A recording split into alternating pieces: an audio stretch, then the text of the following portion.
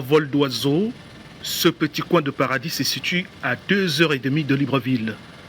Le petit village de Luango dessine une nouvelle offre touristique pour les visiteurs du Gabon. Le site leur permettra de vivre une expérience authentique au cœur de la nature avec une faune riche et diversifiée.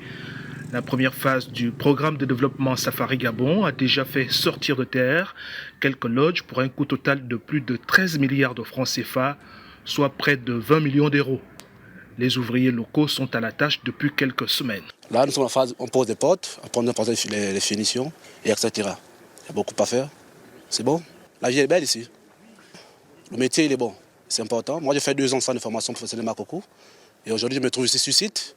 C'est un plaisir d'être là. L'ambitieuse politique de relance du secteur touristique gabonais, c'est aussi la disponibilité des emplois directs et indirects qui se situent entre 80 et 300. Visiblement, plus rien ne sera comme avant. Le chef de l'État a fixé le cap de la diversification de l'économie et son gouvernement veille au respect des engagements. L'échec n'est plus une option, la réussite une obligation.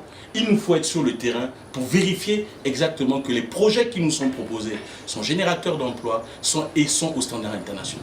Dans un délai d'environ 6 mois, le petit village de Luango doit livrer son premier chantier avant l'exécution d'autres projets intégrateurs confiés à des investisseurs étrangers dotés d'une expertise avérée. L'engagement dans la préservation de la nature, c'est ce qui est fait. L'engagement dans l'économie durable, c'est ce qui est fait.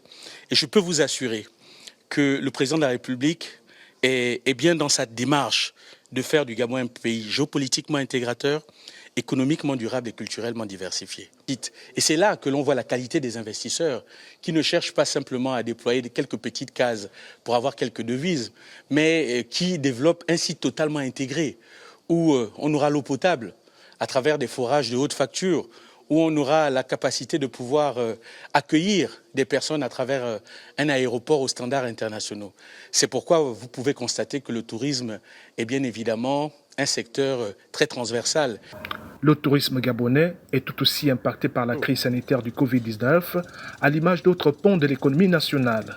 Le gouvernement entend booster son apport dans le produit intérieur brut. Pour le moment, il serait de l'ordre de 4%.